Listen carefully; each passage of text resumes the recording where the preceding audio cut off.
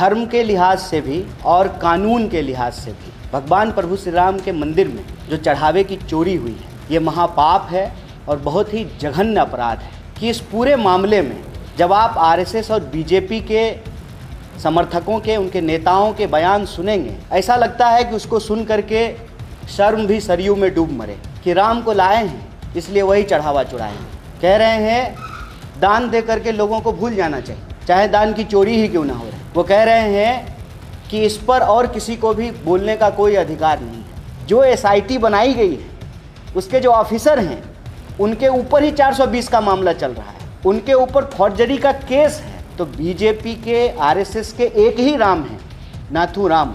इनका प्रभु श्री राम से कोई लेना देना नहीं है। धर्म के लिहाज से भी और कानून के लिहाज से भी भगवान प्रभु श्री राम के मंदिर में जो चढ़ावे की चोरी हुई है, ये महापाप है और बहुत ही जघन्य अपराध है। और इसमें नेता प्रतिपक्ष ने साफ साफ कहा है कि हम धर्म पर कोई राजनीति नहीं करेंगे। हम प्रभु श्री राम आस्था के विषय हैं, लोगों की भावना जुड़ी हुई है, इस पर कोई राजनीति नहीं करेंगे। लेकिन मामला करोड़ों लोगों की आस्था की चोरी का है और करोड़ों लोगों के द्वारा दिए गए लाखों करोड़ों रुपए का है। और सबसे दुखद बात यह है कि इस पूरे मामले में जब आप आरएसएस और बीजेपी के समर्थकों के, उनके नेताओं के बयान सुनेंगे, ऐसा लगता है कि उसको सुन करके शर्म भी सरयू में डूब मरे। उनके जो बयान हैं उसके निष्कर्ष बहुत ही शर्मनाक और चिंताजनक है। वो कह रहे हैं कि राम को लाए हैं इसलिए वही चढ़ावा चढ़ाएंगे। कह रहे हैं दान दे करके लोगों को भूल जाना चाहिए, चाहे दान की चोरी ही क्यों ना हो रही। वो कह रहे हैं कि इस पर और किसी को भी बोलने का कोई अधिकार नहीं है। विपक्ष को इस पर कोई सवाल नहीं खड़ा करना चाहिए। विपक्ष सिर्फ और सिर्फ इस देश के लाखों करोड़ों राम जी को जो मानने वाले लोग हैं, उनके मन में जो चिंता है, उस चिंता को हम लोग जाहिर कर रहे हैं। और ये कौन सा तर्क होता है? राम को लाए हैं, राम तो त्रेता युग में आ गए थे। ये झूठे नेता के युग में जो धर्म की राजनीति करते हैं, उनसे साफ साफ कुछ प्रश्न पूछा जाना चाहिए। और ये पहली बार नहीं हुआ है। गांधी जी की हत्या के बाद आरएसएस नाथू राम से पल्ला झाड़ लिया, और अभी जब प्रभु श्री राम के चढ़ावे की चोरी हुई है तो चंपत राय से पल्ला झाड़ रहे हैं। इसीलिए प्रियंक खरगे जी ने कहा था कि आरएसएस का रजिस्ट्रेशन होना ज़रूरी है, इसके मेंबरशिप का हिसाब होना ज़रूरी है, ताकि कौन अपराधी है, जो अपराध करे उसकी अकाउंटेबिलिटी हो।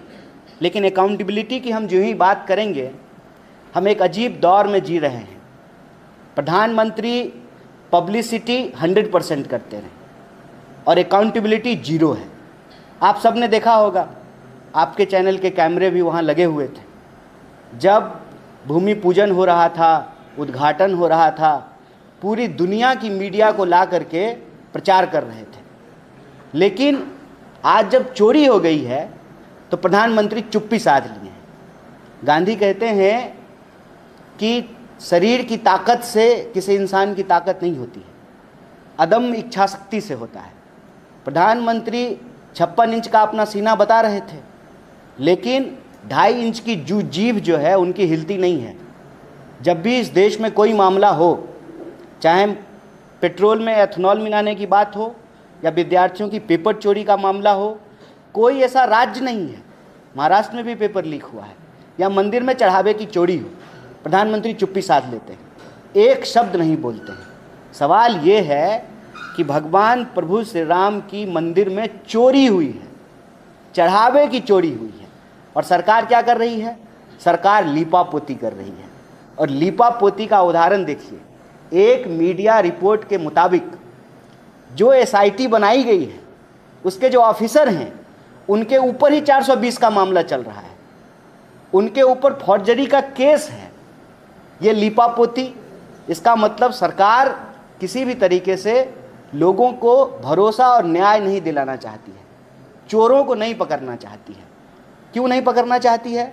क्योंकि चौकीदार जब चोर से मिले हों तो चोरी पकड़ी नहीं जाती है। जब चोरी की बात सामने आए तो लिपापोती शुरू कर दी जाती है। आप बताइए, चोर के भरोसे कोतवाली होगा तो क्या बिल्ली के भरोसे दूध की रखवाली होगी? जिस एसआईटी को बना करके हेडलाइन मैनेजमेंट किया जा रहा है, इस्तीफा लेकर के चंपत राय का हेडलाइन मैनेजमेंट किया जा रहा है, एक सिंपल प्रश्न है कि जब चोरी का प्रकरण सामने आया, चरहाबा चोरी का मामला सामने आया, तो इमीडिएटली ट्रस्ट को भंग क्यों नहीं किया गया? कोशिश यही की जा रही थी कि किसी तरह से मामले को रफा दफा कर दिया जाए। कांग्रेस पार्टी मांग करती है कि इमीडिएटली ट्रस्ट को भंग किया जाए और राम मंदिर का निर्माण सुप्रीम कोर्ट के आदेश से हुआ है। खुद बीजेपी के लोग बार बार कहते हैं कि सुप्रीम कोर्ट के आदेश से राम मंदिर का निर्माण हुआ है, तो सुप्रीम कोर्ट की निगरानी में जांच क्यों नहीं हो सकती है?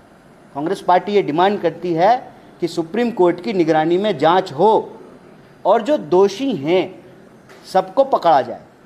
ऐसा नहीं हो कि छोटी मछलियों को पकड़ा जाए और मगरमच्छों को छोड़ दिया जाए। आखिर ये हजारों करोड़ का मामला है और आप इसका अंदाज़ा लगा सकते हैं कि राम मंदिर की लोकप्रियता देश के सभी प्रमुख मंदिरों में से एक है। आप कोई भी दूसरे मंदिर का चढ़ावा का आंकड़ा उठा करके देख लीजिए, उन आंकड़ों के मुकाबले राम मंदिर के चढ़ावे कम कैसे आ रहे हैं। और जो ही मामला मीडिया में आया, इमीडिएटली रोज जो है करोड़ों रुपए चढ़ावे की उसकी रकम बढ़ गई। इसका मतलब करोड़ों रुपए रोज चोरी हो रहे थे। और जिम्मेवारी किसके ऊपर डाल रहे हैं? जिम्मेवारी नोट गिनने वाले लोगों के ऊपर डाल रहे हैं। सीधी सी बात है, राम को लाने के नाम पर जो वोट लिए हैं वही राम जी के चढ़ावे का नोट चुरा रहे हैं। ये सीधी सी बात है। और अगर जांच ठीक से हो, सुप्रीम कोर्ट की निगरानी में जांच हो, तो नीचे से लेकर के ऊपर तक चढ़ावे चोरी में जो शामिल लोग हैं सारे के सारे लोग पकड़े जाएंगे।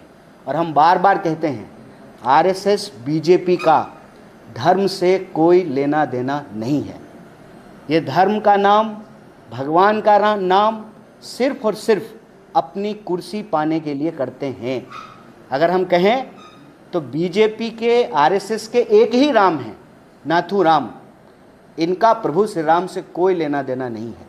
और आज देश के लाखों करोड़ों राम भक्त इस बात की चिंता में हैं कि जो उन्होंने दान दिया, जो चढ़ावा उन्होंने मंदिर को दिया, वो जन कल्याण पे खर्च होने की बजाय, मैं तो हतप्रभ हूँ, तमाम कुतर्कों के बावजूद किसी भाजपा समर्थक के उस तर्क का इंतजार कर रहा हूँ कि कहा जाए कि राम मंदिर के चढ़ावे की चोरी हिंदू हित में किया गया ताकि दूसरे पार्टी के एमपी और एमएलए खरीदे जा सकें।